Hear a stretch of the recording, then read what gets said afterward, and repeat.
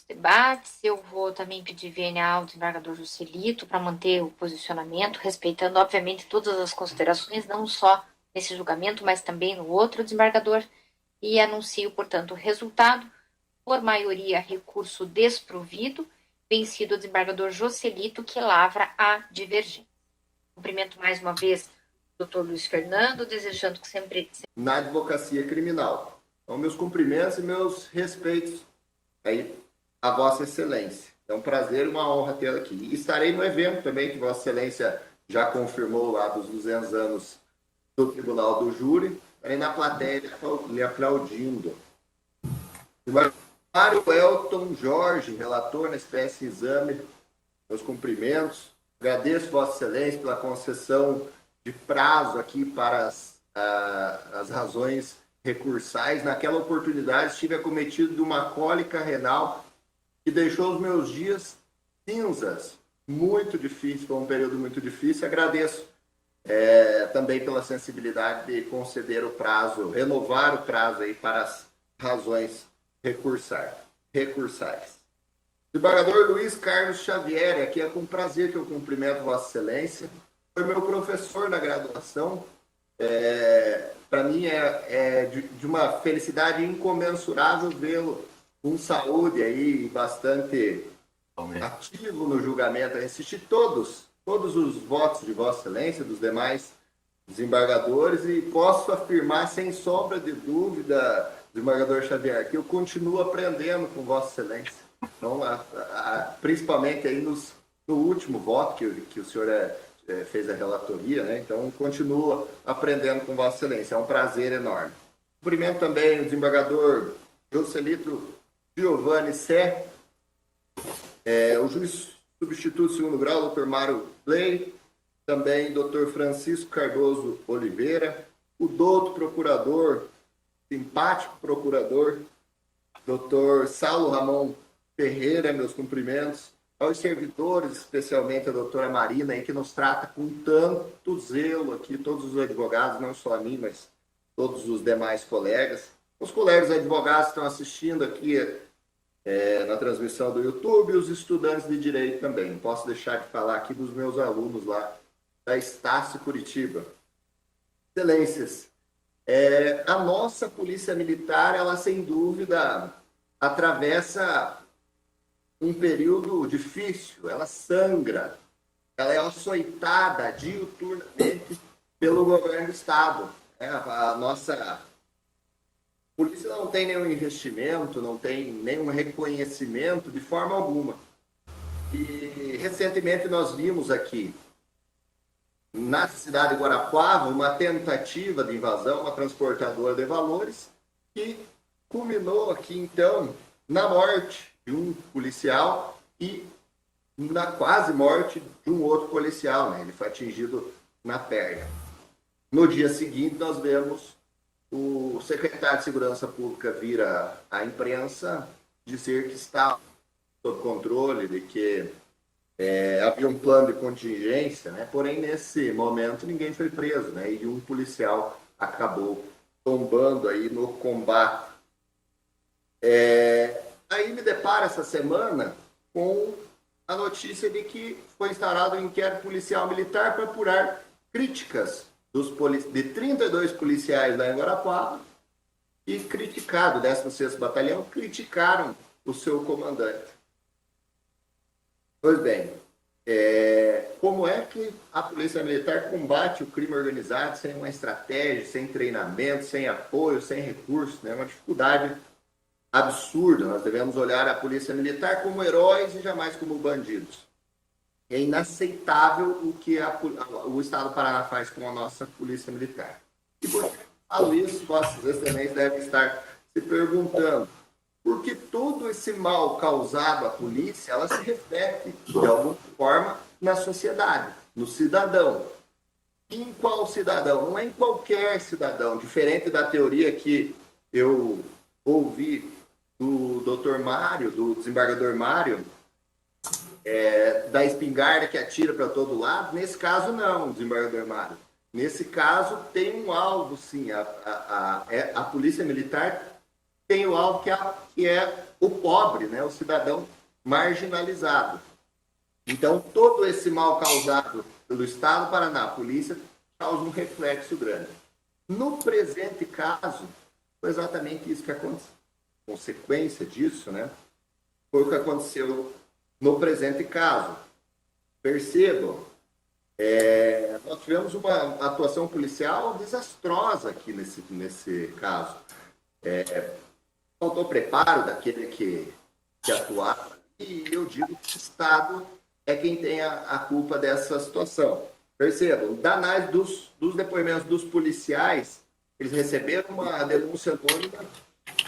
Nessa denúncia anônima dizia que uma pessoa estava embriagada, dando cavalo de pau na rua e acabaram no patrulhamento encontrando ele. Nesse momento, eles abordaram o cidadão, fizeram um teste de bafômetro, aguardaram o teste que veio de uma cidade vizinha, fizeram o teste de bafômetro e conduziram para a delegacia de polícia civil pelo crime de embriaguez ao volante. Ótimo. Até aí sequer algemas foi usada. Sequer foram usadas as algemas. Eles conduziram ele, salvo engano, eu posso estar falando uma besteira aqui, mas até no banco traseiro da viatura. Salvo engano, ele foi no banco traseiro da viatura. Não foi utilizado algemas. Então ele não tinha ali, não oferecia nenhum risco. Dentro do pátio da delegacia de polícia civil, após já entregue o preso para a autoridade policial, surge uma possível ameaça do preso para um dos policiais militares. E aí, então, o policial militar dá voz de prisão para ele pelo crime da ameaça. E o que ele resolve fazer? Algemá-lo. Com isso, causou nele uma resistência e ele respondeu, então, nesse processo, pela embriaguez no volante, que aqui não se discute, ninguém discute aqui que não houve embriaguez no volante, e respondeu pela resistência, pela ameaça e pela resistência. A ameaça foi decotada já lá no primeiro grau, porque o próprio policial disse que não se sentia ameaçado. E já a resistência prosperou. E nós tratamos aqui especificamente desse ponto, que é referente à resistência. Ora, se ele já estava preso, já estava entregue para a autoridade policial, tem inclusive os documentos produzidos ali. O primeiro deles foi a entrega do preso à autoridade policial. Qual o motivo do uso de algemas naquele caso? Não havia motivo algum, né? Nenhum motivo para utilizar algemas nesse caso. E ainda eu posso afirmar que como é que resiste à prisão quem já está preso? Ele já estava lá dentro preso, como é que ele vai resistir a uma prisão? Eu não consigo entender, ele estava entregue para a polícia civil já. Então, diferente do que trouxe o parecer da procuradoria, a defesa não busca aqui atacar a fé pública do policial de forma alguma. A defesa conhece aí o entendimento acerca da fé pública. E a gente, em momento algum, discute se houve ou não o crime de ameaça ou até mesmo o crime de resistência. O que se discute aqui é que não havia necessidade do uso de algemas. Esse uso de algemas foi simplesmente uma retribuição daquela ofensa proferida por ele, ou aquela ameaça proferida por ele. Foi uma forma de açoitá-lo também, assim como o Estado do Paraná faz com a Polícia Militar. Então, eu preconizo aqui a súmula vinculante 11 do STF, vou tomar a liberdade de ler rapidamente. Só é lícito o uso de algemas em caso de resistência de fundado receio de fuga ou de perigo à integridade física própria ou alheia por parte do preso ou do terceiro, justificada a excepcionalidade por escrito, sob pena de responsabilidade disciplinar, civil e penal do agente ou da autoridade e a nulidade da prisão ou do ato processual a que se refere, sem prejuízo da responsabilidade civil do Estado. Portanto, já me encaminhando para o fim, se o ato de algemar o apelante em razão do crime de ameaça está viciado, não há como se falar em resistência. Ele sequer precisava ser algemado, então não tenho como aqui tratar da resistência nesse caso. E lembrando que essa resistência alegada só se deu em razão dessa atuação desastrada do policial. Ele não tinha necessidade nenhuma de dar a voz de prisão algemado, ele já estava preso, né? Então, o que a defesa requer é a declaração de nulidade dessa prisão em razão da ameaça, né? E, consequentemente, aí o afastamento do crime de resistência. Era o que a defesa tinha para acrescentar em sua sustentação oral. Agradeço a todos. Peço, Vênia, e se de alguma forma ofendi nos minutos em que aqui fiz a minha explanação, e agradeço a oportunidade. Muito obrigado. Agradeço, doutor Jackson, pela sua sustentação oral, bem como pelas palavras a mim dirigidas, doutor. E passo imediatamente a palavra ao nobre relator desembargador Mário para proferir o vosso voto. Desembargador. Senhor presidente, eu vou fazer a leitura da emenda, depois eu vou fazer os esclarecimentos verbais a respeito do ponto específico. Apelação crime e condenação pela prática do delito do artigo 329 do Código Penal e do artigo 306, parágrafo 1º, inciso 1 do Código Brasileiro. Crime de resistência e embriaguez ao volante, pleito de absolvição em relação de resistência. Depoimento da vítima, que é a policial militar, que apontou que o réu, além de ameaçá-lo, passou a resistir à prática de ato legal mediante violência. Depoimento dos policiais militares que foram prestados de forma coesa e são amparados pelo laudo de lesões corporais. Uso de algemas que foi necessário para a proteção da integridade física do policial militar, motivo pelo qual está em consonância com a súmula vinculante número 11 do Supremo Tribunal Federal, atuação da Polícia Militar que não se caracteriza como agressão injusta a ensejar a atuação do cidadão. Autoria e materialidade deviam demonstradas, recurso conhecido desprovido. Muito bem, doutor foi muito fiel na sua demonstração da ocorrência dos fatos. E o que ocorreu? Lá na delegacia, o Adilson começou a ameaçar o policial, que está no boletim de ocorrência. O policial se sentindo ameaçado, porque essa questão dele dizer que não se sentiu ameaçado foi lá na hora do interrogatório, por isso foi julgado. Mas no momento dos fatos é o que interessa. E no momento ele se sentiu ameaçado. E o que ele fez? Tentou algemar o Adilson. Ora, o Adilson podia simplesmente ter sido algemado e ficaria tranquilo. Não. Empurrou o policial militar, se agarrou com o policial militar e o policial acabou sofrendo lesões nessa queda, até dominarem o Adilson. Muito bem. O que nós temos, e esse fato, do meu ponto de vista, caracteriza o fato dele estar na delegacia para ser interrogado, não minimiza a situação que ele criou. O que falta para a nossa população, de maneira geral, chama-se respeito à autoridade. Ninguém respeita a autoridade. O cidadão estava embriagado, até então estava bem. Nós temos visto aqui uma pessoa embriagada responder por 5 delitos: embriaguez ao volante, desacato, lesões corporais, resistência e mais alguma coisa.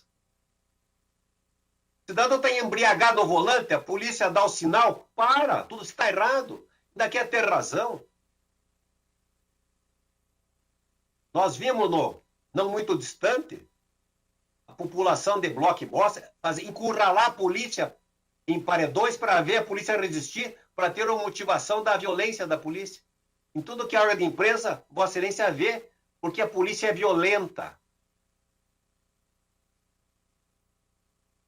E a população nossa, o que é? Nossa população é selvagem. Ninguém respeita mais nada.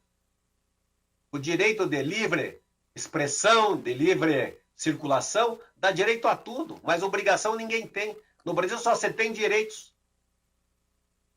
E os policiais do batalhão em Guarapuava estão sendo investigados porque não pode criticar a autoridade superior, só isso. No Exército tem hierarquia. Soldado não pode criticar o superior. É por isso que está sendo investigado. Então, data vênia das suas alegações, estou mantendo integralmente a sentença condenatória. Obrigada, desembargador Mário. Vossa Excelência conhece e desprovê o recurso. O feito está em debate. Não havendo, colho o voto do desembargador Xavier. Obrigado, presidente. Agradeço as palavras gentis do Dr. Jackson e parabenizo pelo brilhante profissional que se tornou e ainda por cima, professor, parabéns duplamente. Gostei de que o que foi lhe passado, o senhor está passando aos outros também. Muito obrigado pela sua consideração. E também, com relação ao voto, eu vou acompanhar o novo relator, insistindo naquela tecla. Se ele ficasse quieto, nada aconteceria. Provocou, levou à reação. Ofende o pessoal, a polícia, e ofende e ameaça a família, vai ter que tomar cuidado. Não dá para deixar uma pessoa bêbada ameaçando qualquer um, desrespeitando a autoridade. Falta de respeito realmente, nós temos que começar a proibir e coibir esse tipo de atitude. Só assim nós temos uma cidade um pouco mais democrática, que está virando uma balbúrdia isso aqui. Eu acompanho o voto do relator, presidente. Obrigada, desembargador Xavier. Eu voto na sequência. Eu queria cumprimentar mais uma vez o Dr. Jackson pela eloquência, a manifestação. Me parece que o fato autorizador, Dr. Jackson, não obstante, como a gente usa essa linguagem do cotidiano, né, aspas, a PM já tinha entregado a ocorrência, né, à Polícia Civil. A gente sabe que esse momento entre o final das atividades da Polícia Militar e o término da Polícia Civil, ele rigorosamente, a depender, especialmente da unidade policial, se torna um pouco complexo. Eu penso que o fato, em tese, justificador da colocação de algemas, desembargador Mário, é esse que vem ressaltado na sua proposta de voto. E como disse fielmente o Dr. Jackson, o apelante foi conduzido com tranquilidade, eu diria, né, pelas circunstâncias. Até não é usual, normalmente o que a gente vê aqui é já no momento da abordagem, enfim, a discussão sobre desacato, resistência, procedente ou não, mas normalmente tem. E me parece que a configuração da ameaça é que foi a motivação. E não obstante a gente tivesse numa perspectiva ali de transição entre poder ou não poder, eu penso que tão forte era, não obstante a posterior absolvição pelo delito de ameaça, que houve a denúncia e o recebimento, pela perspectiva de que naquele momento, nas circunstâncias, né, o artigo 147 tinha se dado. Me parece que talvez, penso aqui, Dr. Jackson, claro, como reflexão abstrata, e que talvez, se assim não tivesse ocorrido, eventualmente o desate, aspas, dessa ocorrência poderia ter sido, talvez até mesmo mais gravoso. Eu vou reivindicar aqui para minha reflexão a perspectiva de que a presunção de legalidade, neste caso, se confirmou pelo fato pretérito que foi a ameaça, não obstante a absolvição posterior, e naquele momento não restou controvertido. Eu, numa ótica nesse sentido, e pedindo máxima vênia a Vossa Excelência, Dr. Jackson, cumprimentando de novo pela eloquência da sua manifestação. Como disse o desembargador Mário, Vossa Excelência foi absolutamente fiel, é uma questão de ponto de vista. Eu também tenho a honra de acompanhar o voto do nobre relator pelo desprovimento do recurso. É, então, o resultado que anuncio por unanimidade, recurso conhecido e desprovido. Eu desejo, Dr. Jackson, uma boa tarde. Se não nos virmos antes aqui na sessão, espero poder encontrar juntamente com o Dr. Daniel Avelar e outras pessoas aí discutindo temas alusivos ao Tribunal do Júri. Muito obrigada, Jackson, uma ótima noite. Quero parabenizá-lo, porque o doutor Xavier, ele não tem o hábito de elogiar assim abertamente alunos em sessões, hein? O senhor foi um privilegiado. Muito obrigado, doutor Mário, muito obrigado, desembargador Xavier. Agradeço. Mas é que foi prazer, merecido, né, desembargador Mário? Não, ele foi de uma fidelidade no fato impressionante. Parabéns. Obrigado, doutor, agradeço. Senhores, eu queria consultá-los acerca do seguinte. Feito de número 10, que é o próximo, ele está em segredo de justiça, mas a advogada inicialmente inscrita para sustentação não está na sala. Para evitarmos de retirar do ar e voltar com o risco de a nossa conexão precarizada poder não voltar, nós podemos seguir com os feitos de número 12 e 8 e julgamos por último o feito de número 10?